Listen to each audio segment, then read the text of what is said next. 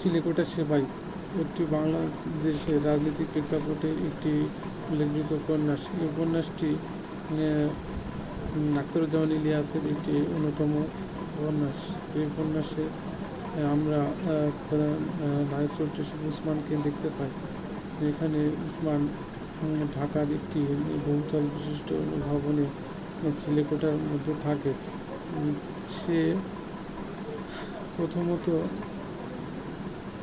সব কিছু রাজনৈতিক দাঙ্গা হাঙ্গামা দেখে, কিন্তু সে সক্রিয় প্রতিবাদ করতে পারে না। সে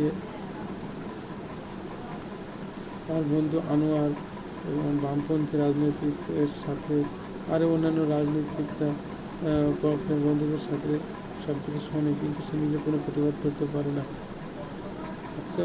চিলেকোঠা সেপাই উপন্যাসটি তৎকালীন 69-এর গণঅভ্যুত্থানের আন্দোলনকে কেন্দ্র করে রচিত হয়েছে। এরপরে 75-এর